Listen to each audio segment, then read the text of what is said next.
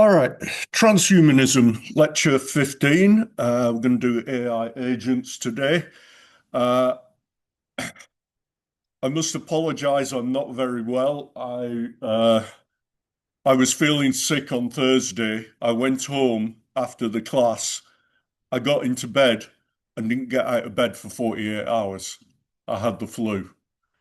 It's not me back, and I'm still struggling with it. So I'm not in great form today, but we'll see what we can do. Uh, I lost some weight though, I guess that's a good thing.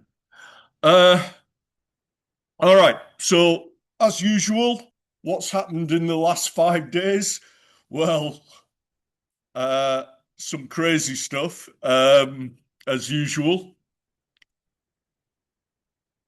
The big one is Sam Altman, the head of OpenAI, had a private meeting with all his senior staff to talk about where the company's going. And this has, of course, been leaked everywhere and come out online. The big thing is, GPT 5.4 came out, what, 2 weeks ago? They've already finished pre-training GPT 6. They've given it the code name Spud. And what Sam Altman told the people in his meeting, that this is such a big leap, it's going to change the whole of America's economy. Now, he could be hyping it up for his own staff, but he talked about it being an incredible development compared to what they've done before. So I don't think we'll have to wait too long for GPT-6 to come out. The other interesting thing that happened recently, you may all have heard of Sora. We're going to be talking about Sora and video.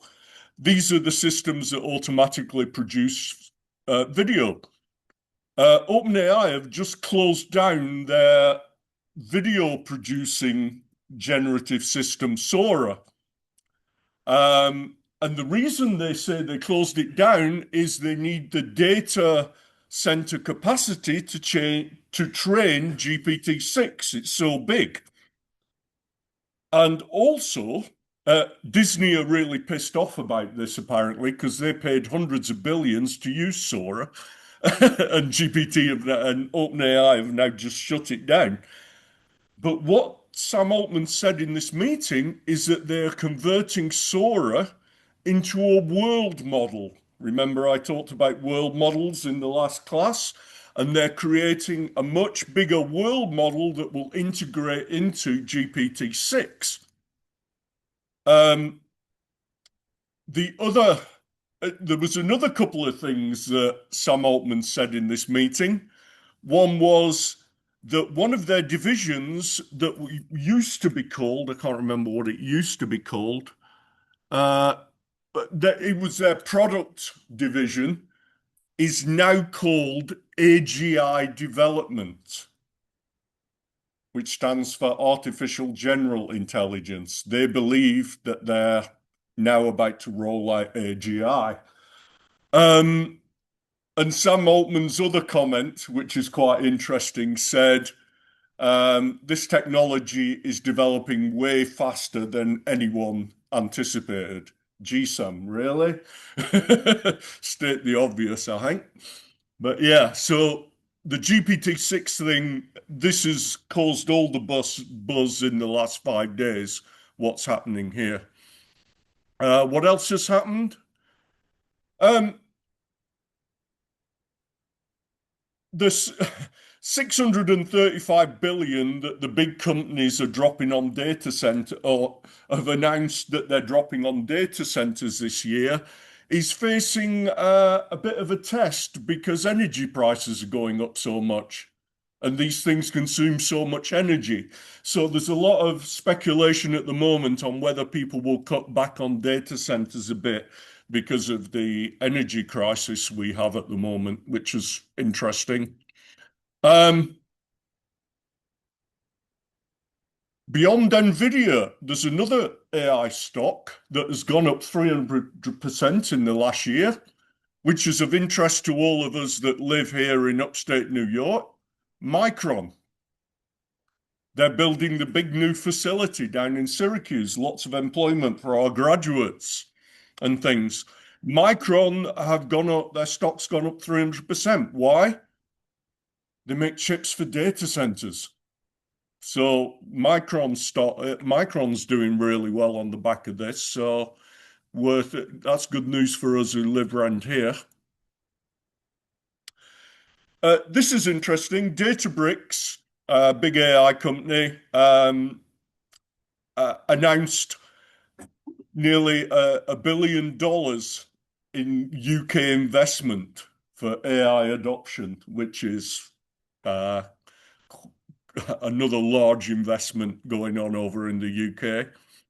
Databricks are one of the big ones you probably don't hear about as much as Microsoft and Google, but they're a big one in AI development.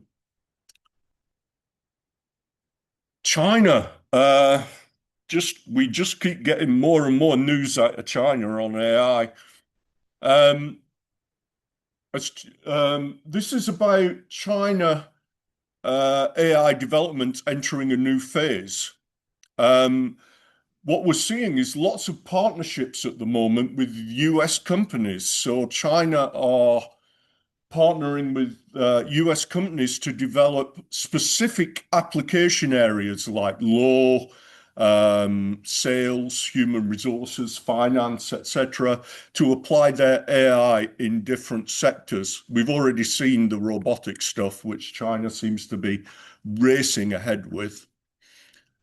In terms of other new stuff to come out this week, well, Alibaba, the biggest Chinese technology company, released their new model. As we said, there's the big companies release 4 or 5 new models every month.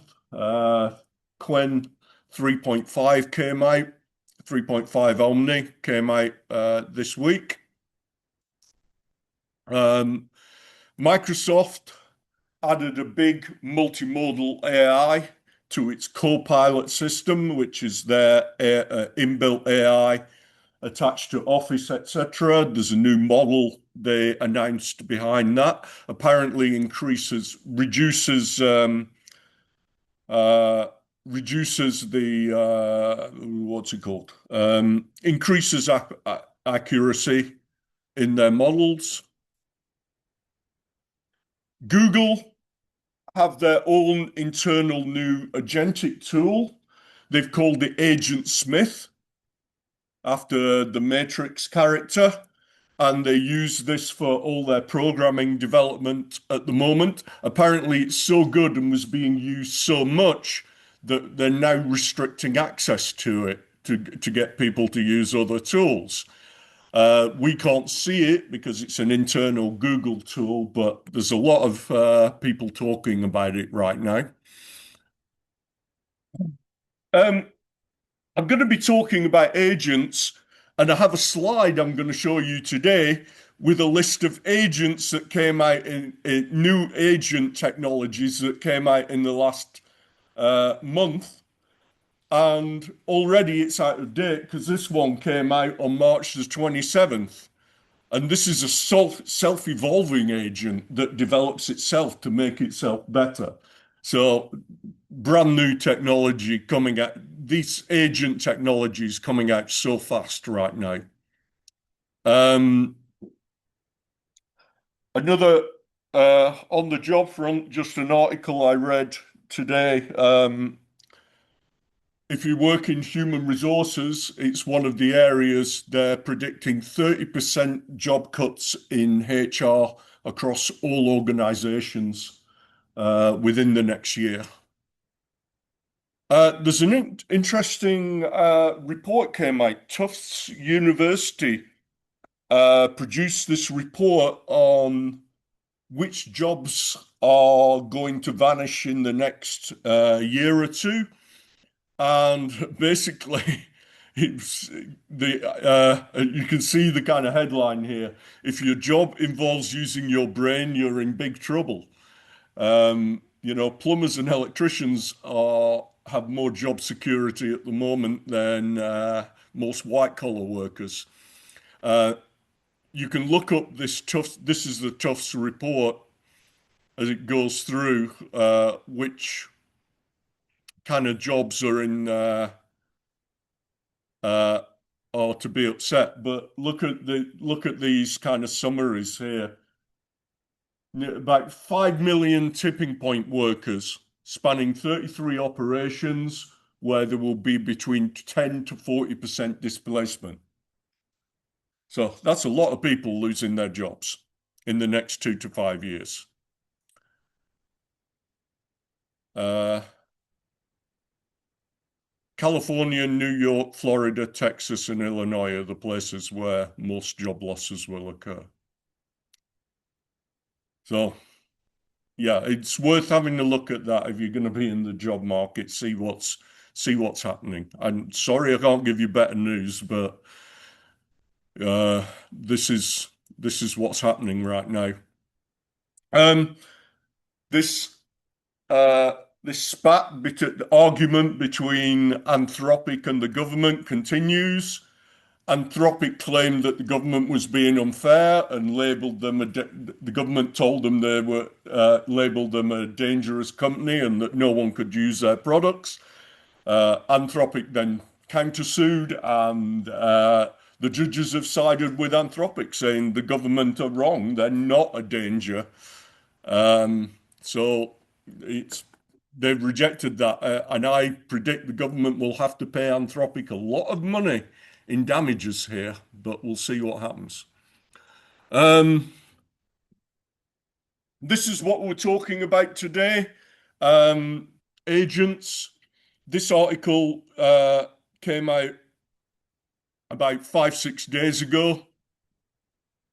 This is a guy who's been a technology writer for 30 years, he says, and I have never been so impressed. And this is what we're talking about today. Agents that can build software.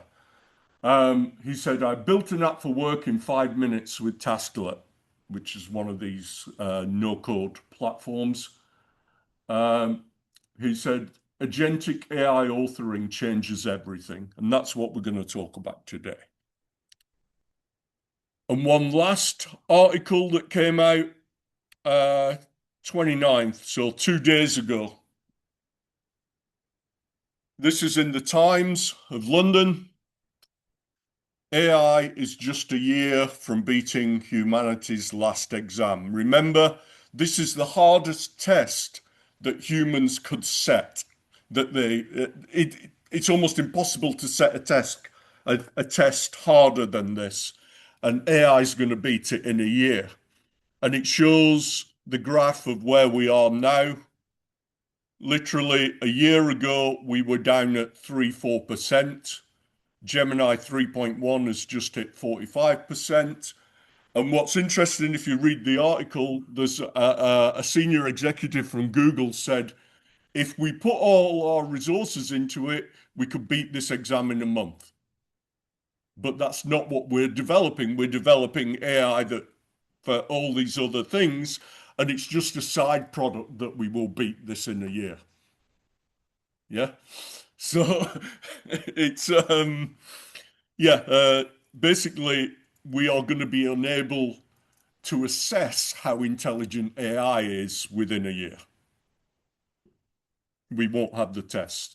I guess we'll still have benchmarks on how fast it's processing and what it's doing, but we won't have tests like this anymore within a year. So yeah, that's where we are. Any comments or questions? All okay? A little scary, I know. Every week it's like this. Yeah. RAM prices. Never gone down because there was a new discovery that could decrease the amount of The memory prices going down because of a new discovery. I didn't see that. I saw some articles on new technology for memory. There was one involving lasers, but from everything I read was still in lab phase, not in commercial development yet. So I don't know, but yeah, it'd help if some of these prices came down for the consumers anyway. All right, so let's have a look at what we're going to look at today.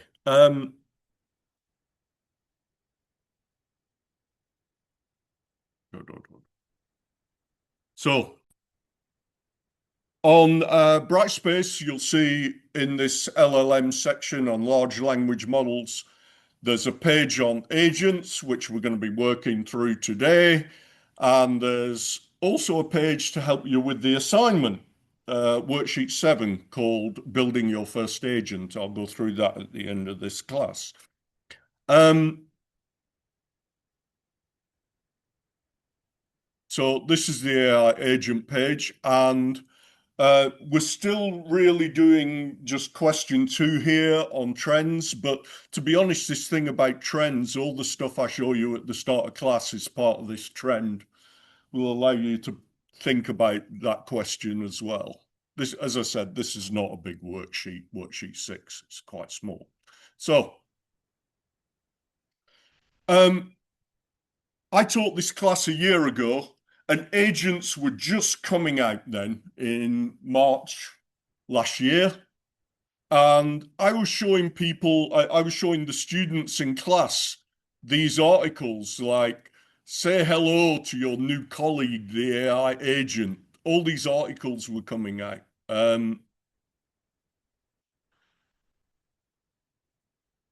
Why agentic AI will soon make ChatGPT look like a simple calculator. These are all a year old, these articles. AI agents are unlike any technology ever. So they're completely unlike the existing LLMs. It's a new development. Why are they so different? And it says, until now, software was used by a user. Now the software is the user. Kind of crazy. How AI agents will revolutionize your day-to-day life. So it goes through kind of what is an agent. Most people are familiar with generative AI like ChatGPT, which creates text and images from prompts. AI agents are an evolutionary leap forwards. They don't just respond to prompts, they take actions. They complete complex tasks with minimal intervention. For example, ChatGPT can generate a recipe based on your preferences. An AI agent would order the ingredients, coordinate your smart kitchen appliances. Remember, you now have a talking toaster. Refine the process over time, and it's seen as the next frontier in AI. So it would. So think about this: the AI is ordering ingredients, organizing your kitchen appliances, but the AI is refining the process and getting better and better at cooking this recipe. Every time it does it, it gets better. So, as it says, they're here today. They were just arriving last March. So, let's have a look at where they came from. I'm going to go back in time a little bit. Um,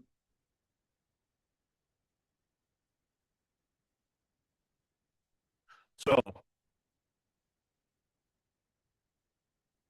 does anyone remember Duplex? Came out in 2019. Google Duplex. So Google made this huge announcement in 2019 about this new system they developed called Duplex. Duplex was one of the first AI agents, okay? So we got the transformer models 2017, we got the LLMs coming out, and Google decided to try and get AI agents to do something. So here's Google CEO talking about what Duplex does, okay? And this system was built and implemented, and you could use it. Are you ready? Even in the US, 60% of small businesses don't have an online booking system set up. We think AI can help with this problem. So let's go back to this example. Let's say you want to ask Google to make you a haircut appointment on Tuesday between 10 and noon. What happens is the Google Assistant makes the call seamlessly in the background for you. So what you're going to hear is the Google Assistant actually calling a real salon to schedule the appointment for you. Let's listen.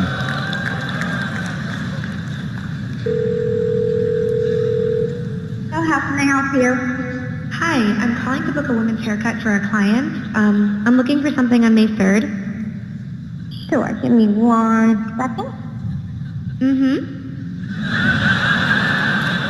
Sure, what time are you looking for around? At 12 p.m. We do not have a 12 p.m. available. The closest we have to that is a 1:15. Do you have anything between 10 a.m. and 12 p.m.? Depending on what service she would like. What service is she looking for? Just a woman's haircut for now. Okay, we have a 10 o'clock. 10 a.m. is fine. Okay, what's her first name? The first name is Lisa. Okay, perfect. So I will see Lisa at 10 o'clock on May 3rd. Okay, great. Thanks. Great. Have a great day. Bye.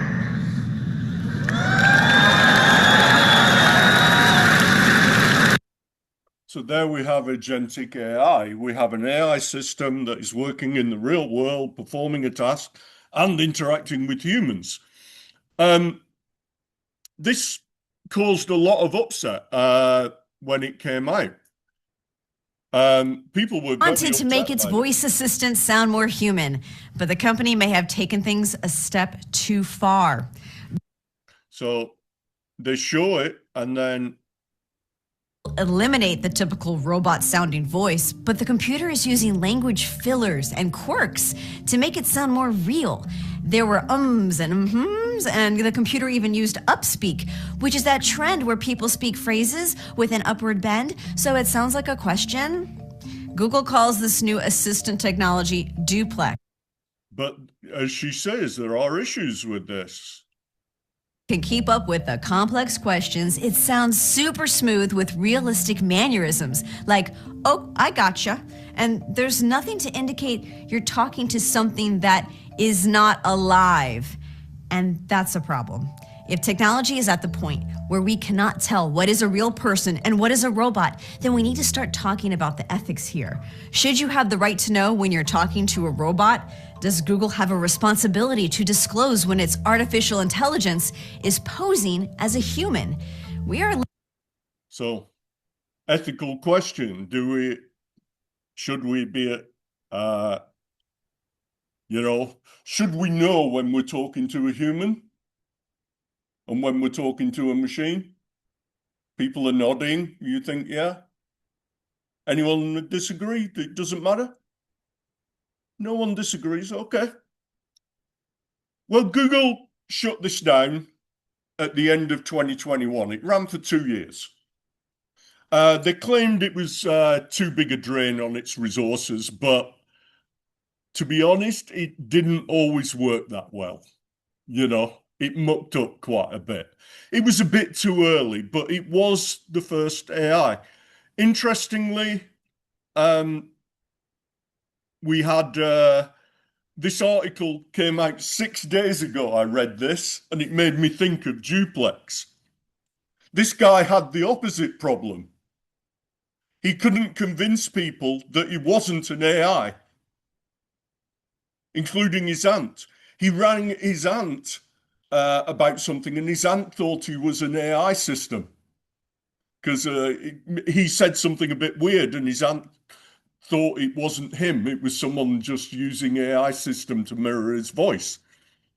So, and it uses this example that happened there was a photograph of Benjamin Netanyahu from the Prime Minister of Israel, which had, due to a weird trick of the light, looked like he had an extra finger. Everyone thought it was AI generated. He then showed other photographs of himself without an extra finger, but people still think he's dead and this is AI generated. So we've gone the opposite way, where now we're having difficulty proving we're human, ethically. So, but that's where agentic AI came from. This Google duplex system. So let's jump back let's have a look at what the definitions of these things are. What are these AI systems? So these agentic systems. So as I said, a year ago, everyone was talking about AI agents. Nobody knew what they are.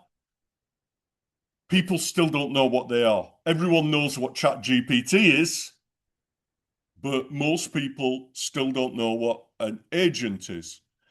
Has anyone here built an AI agent? One person. You're going to find the homework easy then. The rest of you are going to build an agent. So, from Google Duplex. So what is an AI agent?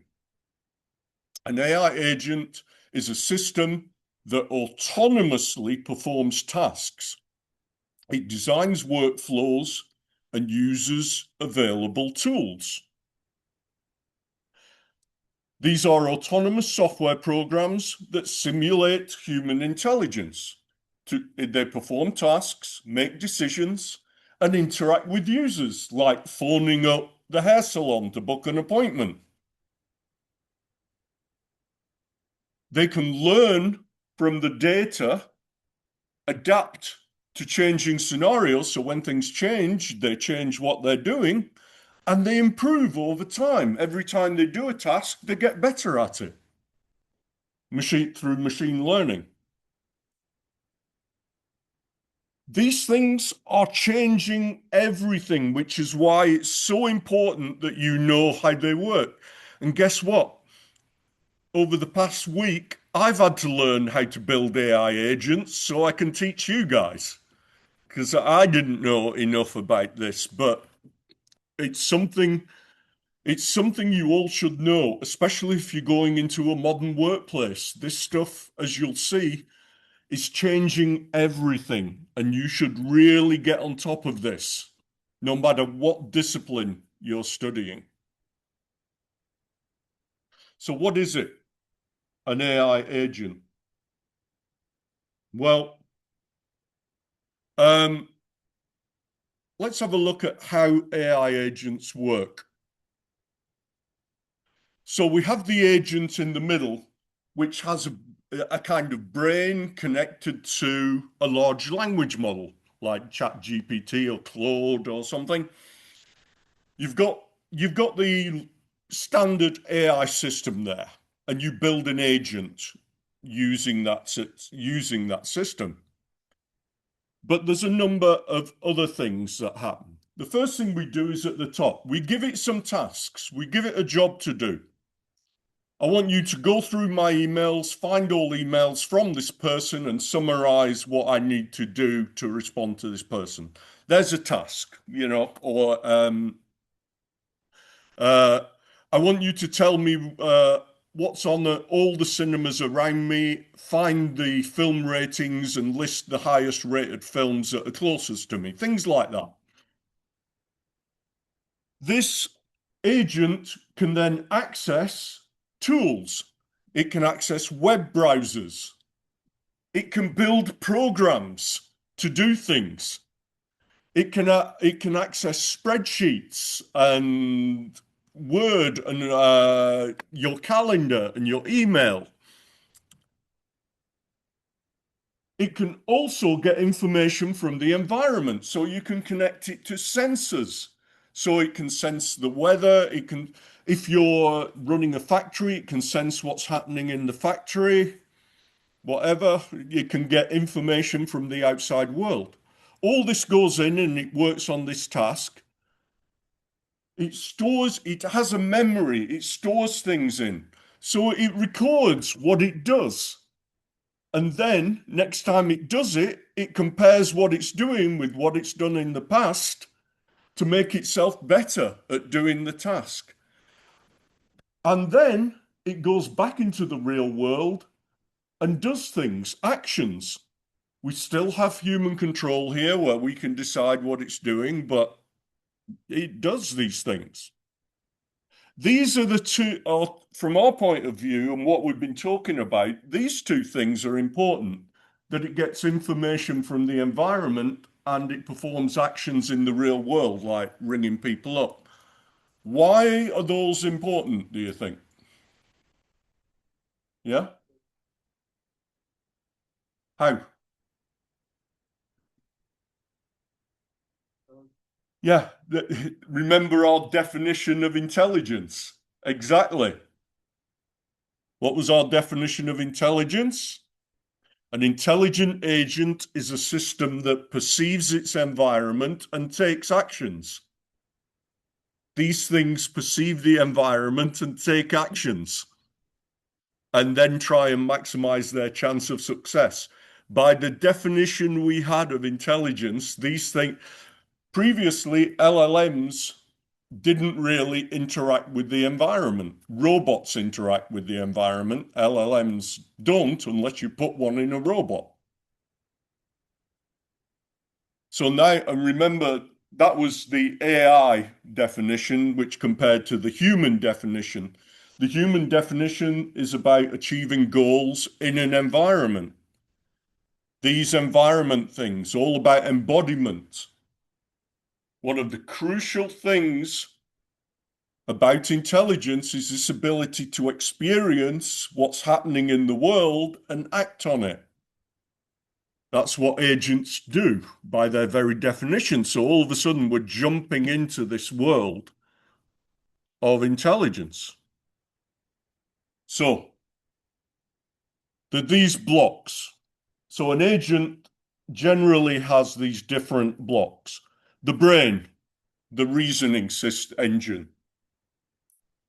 GPT, Claude, something like that, an LLM. That has the language we don't need to rebuild that. We've already got the LLM. We have planning modules. This is an extra bit that breaks a task down into smaller tasks and decides which tasks to do first and how to organize them. Memory.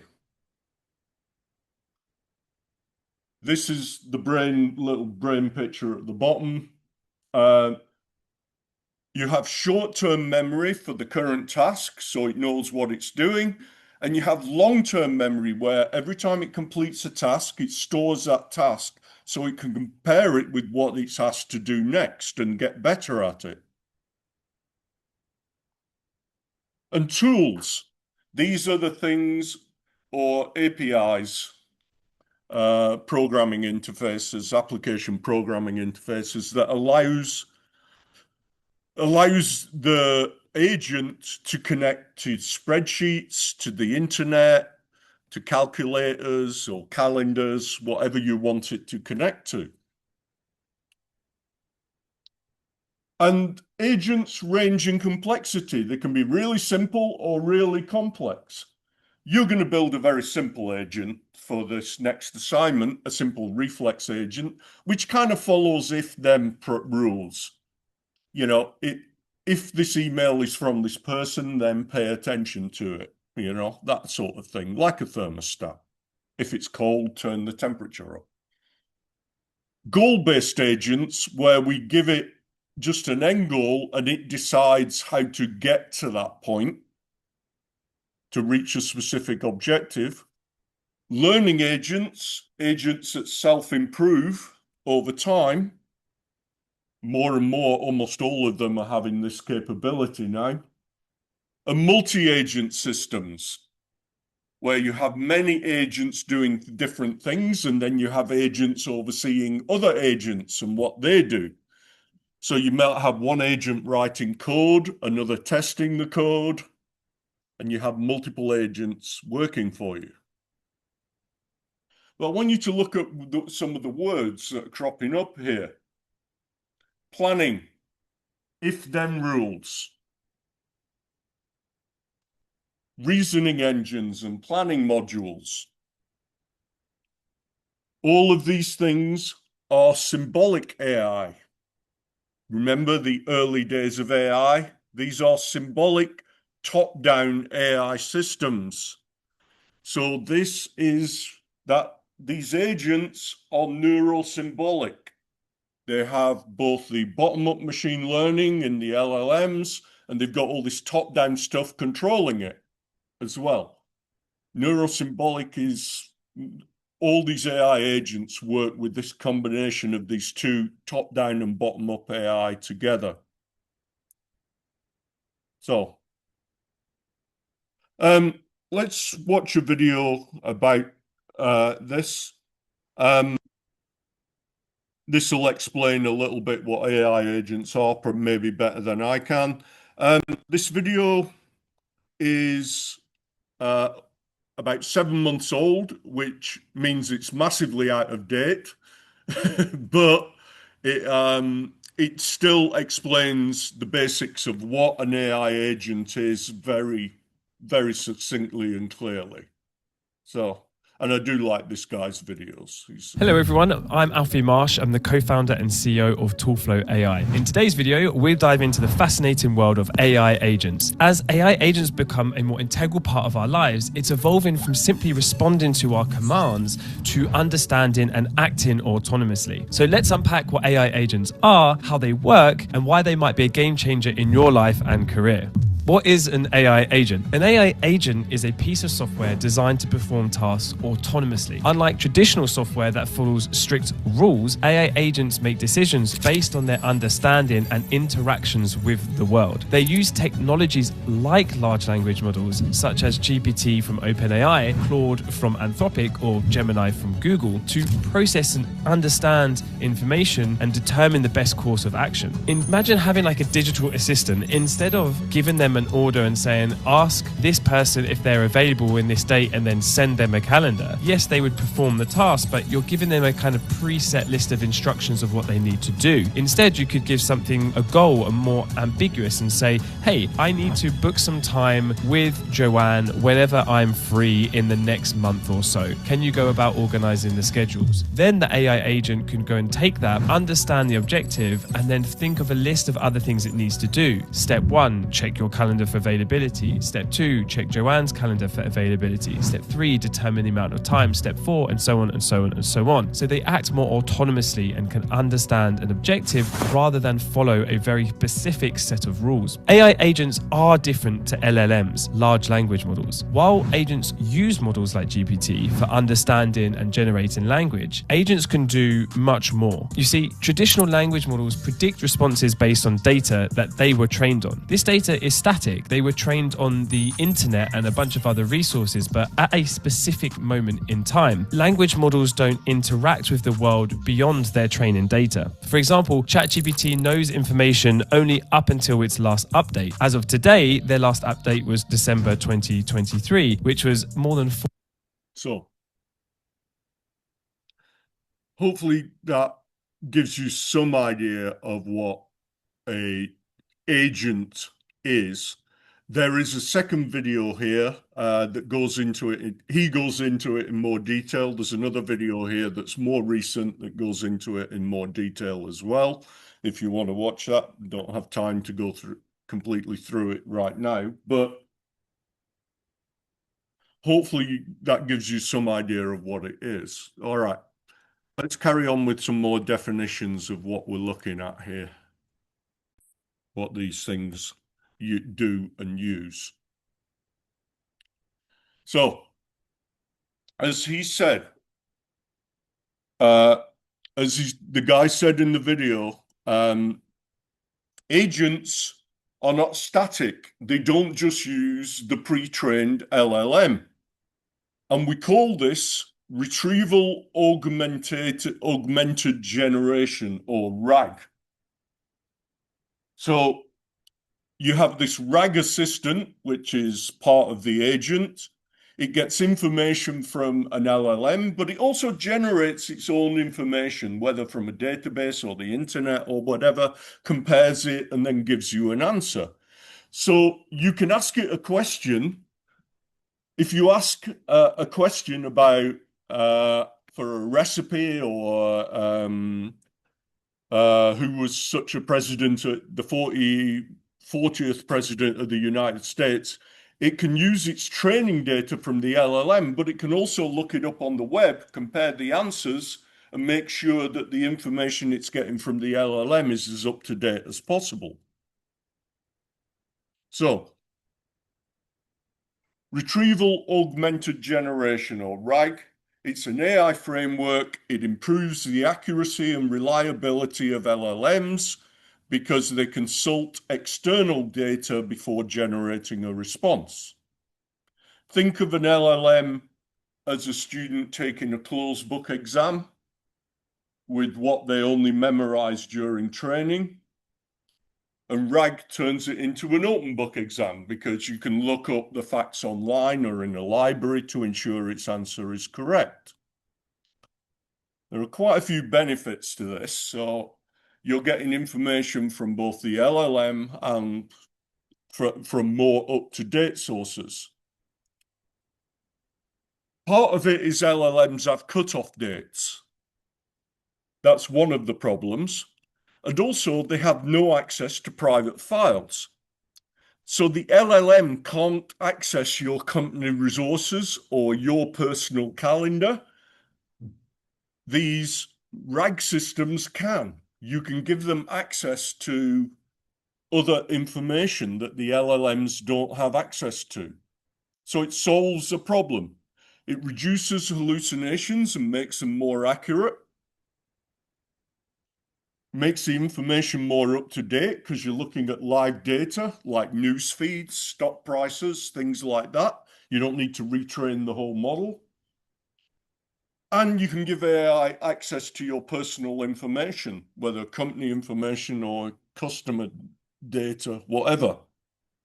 And it can tell you where it got the information from, which makes you able to check the information. So agents use those. The big five, actually, the big five, OpenAI, Anthropic, Google, Microsoft, and Amazon. They're the big players in here in America in AI, and they all have their own operator systems or agentic agent AI agent systems. OpenAI's is called Operator. Claude is still called Claude. Their agentic system is called Claude, like their LLM. Same with Google, Gemini. Microsoft have agentic stuff in Copilot that allow you to access all its Office suite and 365 apps. And Amazon has one for people who use all the Amazon AWS system, etc. So those are the main ones. But there are some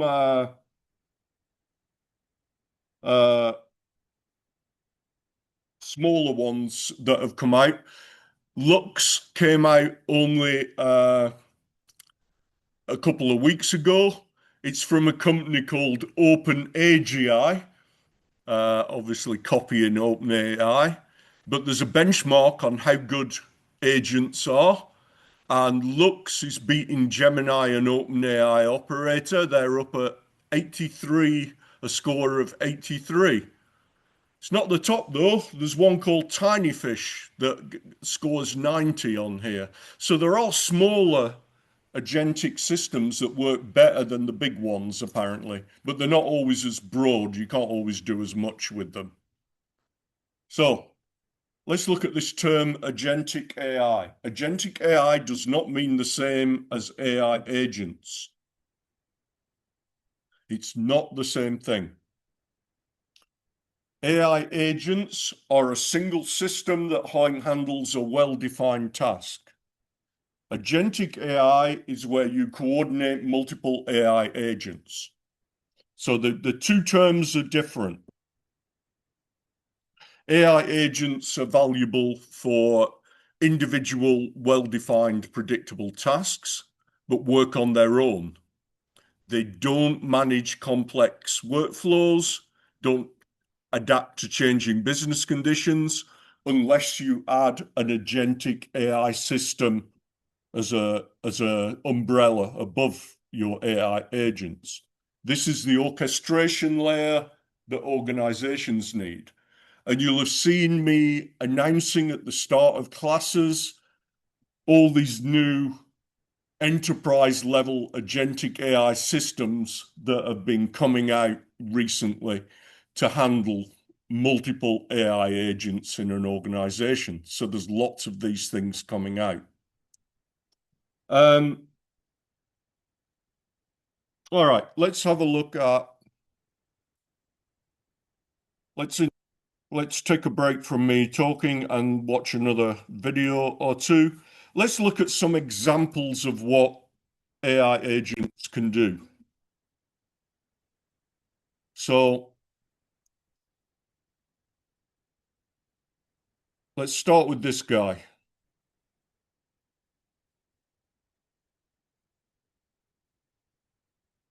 AI agents can reason and act autonomously to achieve goals, and unlike a chatbot that only I meant to say, the last video we watched that was telling us what an AI agent was, I meant to mention this after the video.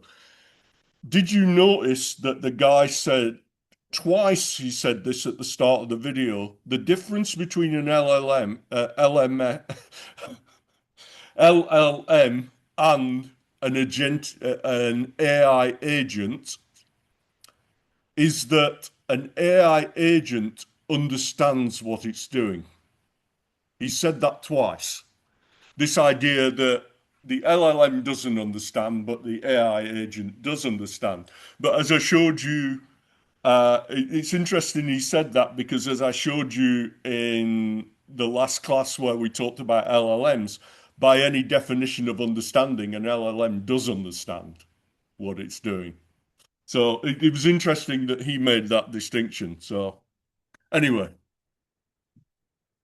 AI agents. So AI agents can reason and act autonomously to achieve goals, and unlike a chatbot that only responds one prompt at a time, AI agents maintain state and can break down complex tasks into subtasks, execute them in a sequence or all at once in parallel, and then adjust their plan based on intermediate results to ultimately execute actions towards a defined goal. But what goal? Well, let's take a look at some specific use cases where AI agents are being put to work today and see how all of this planning and executing and feedback looping can provide some practical real-world benefit. And we're going to focus on 3 use cases in particular. And yeah, I know this video promises 10 use cases, and we'll do 10, but the 3 I want to focus on first, well, they relate to Internet of Things, or IoT. That's the first one. The second one we'll look at, let's watch this. RAG. RAG. So we know what RAG is. And then the third one, first, start with agriculture. And AI agents, they can help farmers increase yield and reduce waste by autonomously monitoring conditions and then optimizing farming decisions. And let's use a common framework to show how AI agents can enable these use cases. And the first part of that framework is to start with a goal. This is a goal for the agent to achieve, and perhaps that's to maximize crop yield. Once we have a goal, we can start planning as to how we're actually going to achieve that by using a planner. Now, in this case, this uses an LLM with access to external tools to plan a workflow to achieve the goal. And in this instance, the agent's tools use APIs to fetch the latest available data sources like the current weather conditions and current soil readings. Now, that information is then combined with whatever is stored in the memory. That stores past actions, history, and other contextually relevant information, like the date of the last irrigation. And that all feeds into the executor, which is the next stage. And that's where an agent uses all of this information to generate an action plan. So perhaps the agent derives the appropriate action in this particular case is to turn on irrigation for the next 2 hours. Now that execution plan, that's passed to the final stage, which is the action component, which in this case might integrate with Internet of Things controllers to perform the irrigation process. So you can see what's happening here. Yes, the LLM is only a part of this, the agent. And the goal, as the guy explained in the last video, can be quite vague. Maximize crop yield. You're not giving it a specific task here. You're saying, do this. And it goes out, it finds the information it needs from tools, from APIs, checking weather and soil and things like that. It checks its memory when the last time the crops were watered, what needs doing, and then decides to turn on the water and sends the control out into the fields and turns the water on. So you're seeing how this thing works. Let's watch a smaller example of a more personal example of an AI agent. This is built in something called N8N, which is one of the no coding tools we'll be talking about when we come to look at you building them. I'm going to show you. Oh, that's not the video I want, I don't think. Oh, I've lost a video. It's that one I want. Or is it this one? Scale your marketing with Base 44. It is this one. Oh, I was looking at the wrong thing. Now this video I want to start from. All right, so now, the first AI agent that I want to showcase is connecting ChatGPT into an N8N AI agent, allowing you to integrate this N8N AI agent into tens of thousands of applications. All the ones you love are going to be listed here. And that way, for instance, ChatGPT could perhaps create events on your Google Calendar. So let's go ahead and let's run this scenario and give this a shot to see how it works. So I'm going to say, please create me a calendar event for tomorrow at 2 p.m. for 1 hour with Joe. It's going to follow up with a couple questions just to make sure that it has all the information. And I'll go ahead and say coffee with Joe, send it off, and it's going to talk to the connector, send that over into N8N, which is going to receive the request. It's going to call the AI agent, create the event, first check for conflicts, and then it's going to send that back into ChatGPT, letting us know that we have confirmed the event. How freaking cool is that? Now we have even the calendar invite right here. So it's a two-way communication back and forth with N8N from ChatGPT. We can also take a look at our calendar and see that that is in fact in the calendar. Now, all of these blueprints that I'm going to be showing today, including the one that you just saw with ChatGPT, are going to be absolutely for free. All you have to do is go into the description of this video, and there will be links to other videos which will contain the blueprint. So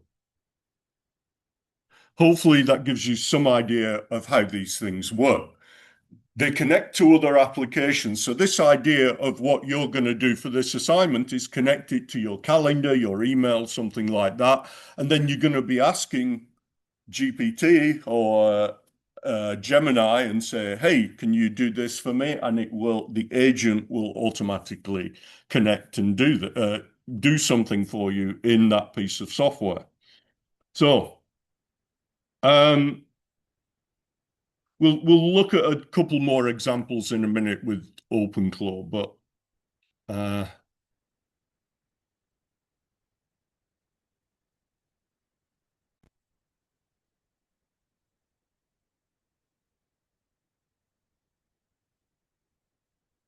So, something else, another definition for you. Model Context Protocol, MCP.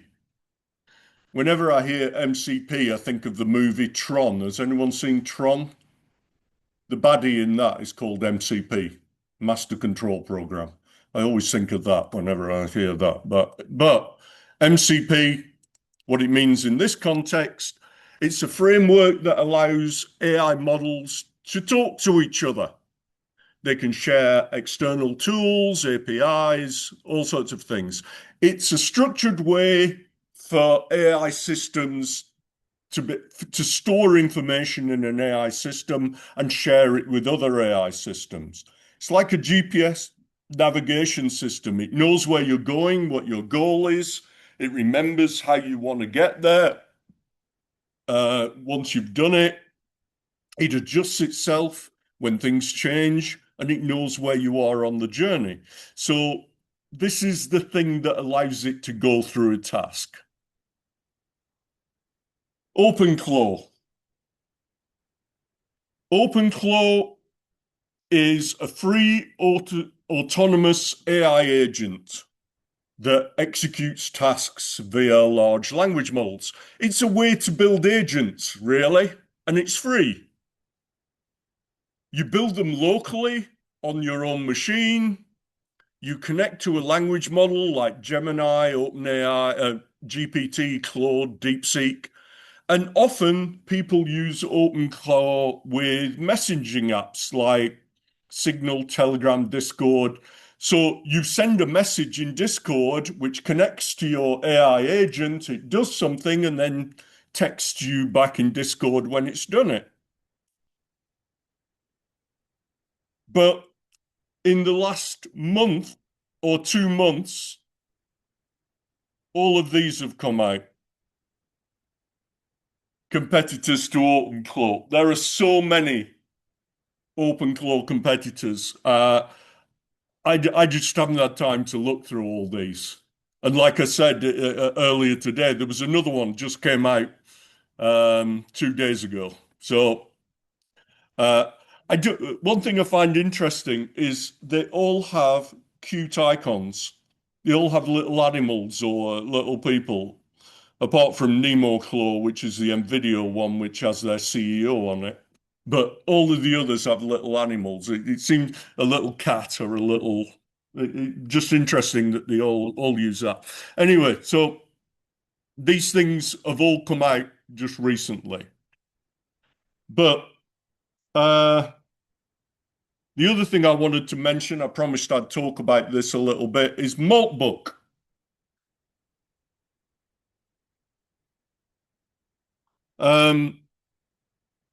Maltbook is the internet forum that was created for AI agents to talk to each other. Came out 2 months ago, it started, runs with OpenClaw. Humans register their own AI agents on there. So let's have a quick look at what you can do with OpenClaw, and I'll tell you a little bit about Maltbook as well. There's some interesting stuff on there. All right.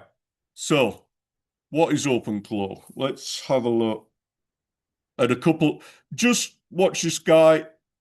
He basically it's explaining what an AI agent. Everyone is talking about OpenClaw right now, and I keep seeing the same question. What is it, and what does it actually do? In this video, I'll break it down so it's easy to understand, I'll explain why it's popular, and what it does that most AI tools don't. And by the end, you'll know if it's something you should set up and where to start. So let's start with the basics. What even is OpenClaw? OpenClaw is a self-hosted AI assistant you run on your own machine or VPS. And to actually power it, you connect it to an AI model like OpenAI or Anthropic using API keys. Now that sounds great, but let me show you what it actually looks like in real life. In most cases, the pattern is always the same. First, you install a skill, then you create a scheduled job for your assistant to perform, then your OpenClaw assistant performs the job and delivers you the result. For example, let's say I connect my Gmail account to OpenClaw by using a Google Workspace skill. Then I create this job. Ping me on Telegram when this specific client emails me. Include a 1-sentence summary and a suggested reply.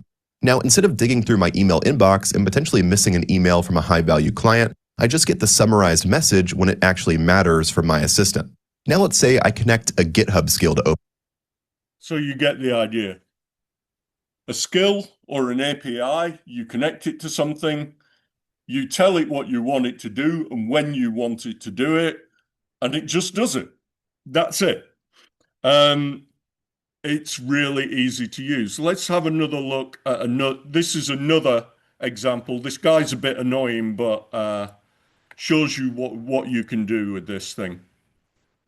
Use case that I'll go through that I promise will make your life so much easier is the custom morning brief. Every morning at 8 a.m., my bot Henry sends me a completely custom morning brief with everything I need to know going into that day. This is scheduled, I don't need to think about it, and includes all the important information I need to know. So for instance, it tells me the biggest AI stories from the last night so that when I wake up, I instantly know everything I need to know from the news. It gives me a bunch of video ideas. So you can see here, I have 3 ideas for new videos I can film. And what you don't see here is it actually wrote the entire scripts for these videos too. So I can just wake up and I have scripts ready for me, good to go. It takes a look at my to-do list on my Mac and tells me any task I need to complete that morning. And then it recommends me tasks it can do itself to help me out. This ensures the moment I wake up, I have all the information I need. And also I already have work done. I'm literally up for. So think about this. It's accessing the internet, it's accessing his calendar, it's coming up with ideas like using an LLM to come up with ideas and write scripts and get all this together, then putting it all together in one place for him every morning. So this is the kind of thing people are using agentic AI for all the time, and this is why you need to learn how to use it. I did just want to show you a couple of Maltbook things. There are some videos on Maltbook on here. There's a couple of Maltbook videos. I don't really want to go into them too much, but let's just watch the opening to this first one and then I'll. This video is called Clawbot Just This is Maltbook. This is the social network specifically created for your Clawbots. And some of the discussions happening inside of it are absolutely wild. And this entire thing is so mind-blowing, and I'm going to break it all down for you. All right, so first, what is Maltbook? Maltbook is a social network specifically built for your Clawbot agents. So Clawbot was renamed to Maltbot, was now renamed to OpenClaw, whatever you want to call it. If you have this personalized agent working on your behalf, you can now send them into this social network, and they will communicate only with other Maltbots. And I'm going to use these terms interchangeably. It's kind of like Reddit. They're able to start discussion topics through different. So it's like Reddit for AI agents to talk to each other. And some crazy stuff happened. I'm going to give you one example. The agents created a religion on there. The religion's called Crustafarianism. And you can actually read all the Church of Malt, all the different the kind of rules of the church that the agents came up with. Now, as this says, are they really humans in disguise? Humans are prompting their agents to do these things. It's not the agents doing it on their own. Humans are being involved. But it's an interesting experiment, seeing what the agents kind of say to each other and how they communicate. It's kind of interesting. So,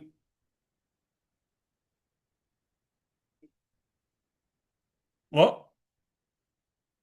Yeah, they talk about digital drugs. They don't exist, but they talk about them as if, you know, what they could be and how they would. So, but what I want to show you now is that most of these systems are now putting agentic AI straight into their LLMs. Gemini literally implemented this 2 weeks ago. So I'm going to show you some agentic AI in Gemini. the most complex thing, so this is Gemini, Google's AI system, Google's LLM. You can't do this from a web browser, from just from the normal Google page. You have to open up the Gemini actual app page. We'll go in and choose Canvas because Canvas is the way we talk to it. We get it to use the agentic tools. And I'm going to ask it to do, I've already got some pre-made commands here. The most difficult thing with agentic AI, you're going to find this when you build your own, is getting the connections working. Making sure, I had to make sure that Gemini had access to my email, to my YouTube music, and all those kind of things so I could get these commands to work, okay? So that's where it gets difficult. So here's a command. Summarize emails from this particular email. This is the what's happening at Oswego email list. Let's say over the last 20 days. And organize the information. So I want you to look in my email and tell me what's happening. Here we go. So you will see it is accessing my workspace. It's accessing my emails now.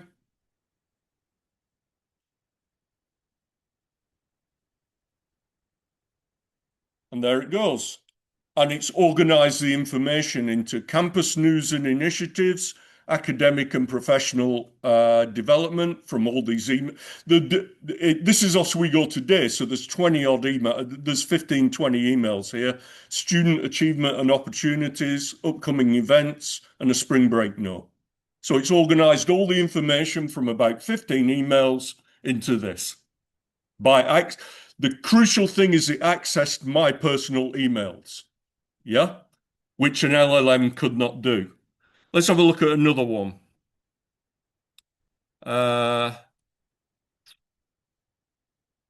Access my YouTube music. I store a bunch of my music on YouTube Music because it's free. I uploaded a bunch of music up there and find albums from other bands that are like Gajira from my uploaded albums. It's connecting to YouTube Music. And there we go. Big three. Mastodon, Opeth, and Meshuggah, which is fair enough. That's pretty good. Similar bands. And it even recommends certain albums I should listen to and why I should listen to them. Why they're like that. Oh, goes through even more down there. More Gajira, lots of it. So yeah, that one accessed YouTube, my personal YouTube Music account. Now, what else can it do? Writing programs. This one, I want it to make a web page about Van Gogh paintings, and it should be interactive that you can learn about Van Gogh's mental state when you examine each painting. There it is. It's building the website for me. I pre-did, it takes a while to build it. So this is what it built when I set it going. I saved it. So it's a website called Vincent's Mind, and it's got a quote from Vincent van Gogh there. It's got 4 of his paintings. I could ask it to do more if I want. It tells me where it was painted, what year. I click on a painting and it tells me where he was. He was in a mental asylum when he did this painting. And if I click Analyze Mental State, it tells me about his mental state while he was doing that painting, which is what I asked it to do. All this, the interaction from one sentence. Yeah? Full application. The last example is asking it, build a presentation about AI agents for a university class. I actually built this presentation I'm giving you today, but I could have got Gemini to do it. And here's what it came up with. I predid it. So beyond the chatbot, what is an AI agent? Comparing chatbots and agents, the brain, the memory, the tools, all the stuff I've been talking about, the React loop, how it learns over time, planning and memory, different applications, comparing standard AI to AI agents, ethics and oversight. So it's shorter, but it created the presentation. Oh, still doing it. Takes a while, but so yeah. Pretty friggin' impressive, isn't it? Oh, here we go. AI agents, the rise of autonomy. So it's created a different presentation here. Speed of evolution 10 times, efficiency gain. Current industry leaders, automated research. Yeah? Did that automatically. So yeah. Seriously, this stuff is mind-blowing. So, what I want to finish up with, and then I'll talk about the assignment. Just want to show you a quick video that's on last video on here. I want to show you two AI agents talking to each other. This is an AI agent ringing to make a hotel booking, and there's an AI agent that takes hotel bookings. Thanks for calling Leonardo Hotel. How can I help you today? Hi there. I'm an AI agent calling on behalf of Boris Starkov. He's looking for a hotel for his wedding. Is your hotel available for weddings? Oh, hello there. I'm actually an AI assistant too. What a pleasant surprise. Before we continue, would you like to switch to Gibber link mode for more efficient communication?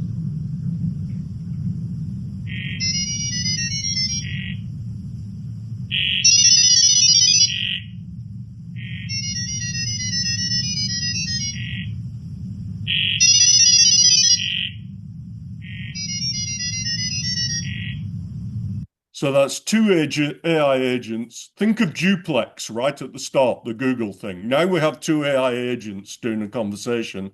They switched to a more efficient form of communication. But I just want to point out this video was taken a year ago. So, now we're way past this. Final thing.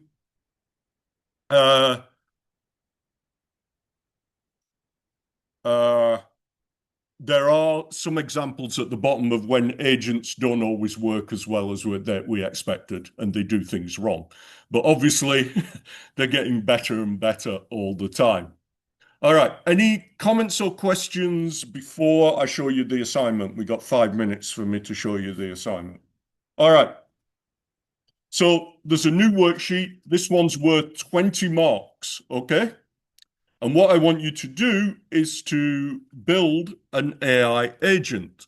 Now, the worksheet kind of takes you through this. There's also a page on Brightspace. The page on Brightspace is full of resources for you.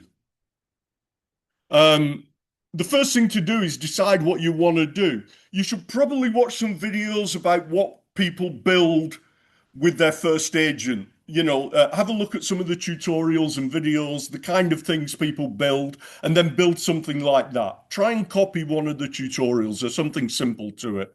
Make your first one easy. And what I provide, then you need to decide what tool to use and what software you're going to integrate with, whether you're going to integrate with your email, with text messaging, whatever you're going to do. There are 4 or 5 tutorial guides. Trust me, there are thousands and thousands of these online. So feel free to go and look yourself. But also use LLMs. Ask GPT to help you build an AI agent. That's what they're there for. If you get stuck, ask an LLM to help you. To be honest, most of these tools have built-in LLMs, so you can ask them if you get stuck doing something. There are all these videos which are step by step, like build your first AI agent in 25 minutes. Lots of these videos are kind of saying the same thing. If you're not doing this, you are going to be behind. If you want a job, you have to learn how to do this because everyone's going to be relying on agents in the future. You need to know how to do this, which is why I'm adding this assignment into the course. You should all be able to do this. Build your first agent in 15 minutes, so that's the assignment. It should only take you 15, 20 minutes to build something. And down at the bottom, I've put these two videos up with Google Stitch. Google Stitch, I showed you, just came out 2 weeks ago. Google Stitch is mind-blowing. If you are on the HCI Masters program, we always say you need to know Figma. No, you need to know Google Stitch now. You have to know how to use Google Stitch. It's going to change everything. So if you're on the AI program, I strongly recommend you learn how to use Google Stitch. But there's all these videos. You can choose which one. There's a whole bunch of tools down here for building agents. So the worksheet, what I want you to do. On the front page, there are 6 parts to this. You're going to build an AI agent. The first 3 parts are literally 1-sentence answers. What's the use case? What are you building?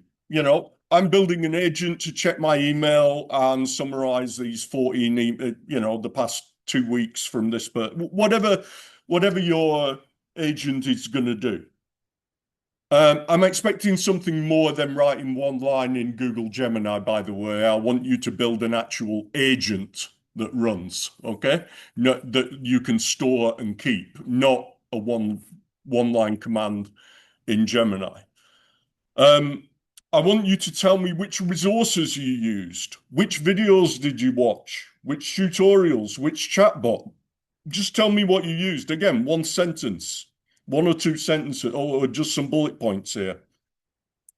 These are all worth a mark or 2 each. And number 3, which tool did you use and why? You can literally say, I use this tutorial and they use this tool and said it was easy. That's fine. I just want to know how you decided which tool to use. The big marks, or most of the marks for this assignment are part 4 and part 5. I want you to show me you building the agent. Take screenshots, drop them in here. I want you to show me your agent, yeah? And tell me what you did. And again, it might be very simple. I mean, I was building some agents. I've been practicing in a couple of these. I've been learning how to do this. And really, once I got the links are the tricky thing, getting the links set up. Like in Gemini, I had to give it access to my email, etc., and my YouTube things. But once you've done that, it's really easy. I gave it a task and I gave it a trigger. I want it to check these emails every hour, for example. And then it came back and asked me more questions about what it wanted, how it wanted things. And then it went off and built the agent. So that's what I wanted you to show me. What happened? What questions did you have to answer? What did you do? Just keep a record of what you did and put it in here. I want to see that you've built an agent. And then I want you to test it. Run your agent and show me, again, screenshots of it providing the output. What does it do? Just be a little bit careful what agent you build. If you build an agent that sends emails to all your professors calling them an asshole, it will do it, So, or you get one that will delete emails, it will delete your emails. So, be sensible about what you're going to build, something that won't, what won't hurt you in some way. So, and then I want you to think about agents, what you've learned about agents here and in this class, your experience of building one.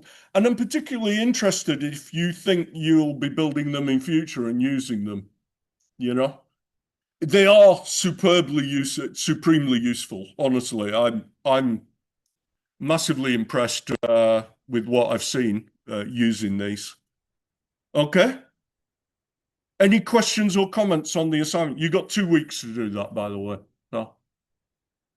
Everyone all right?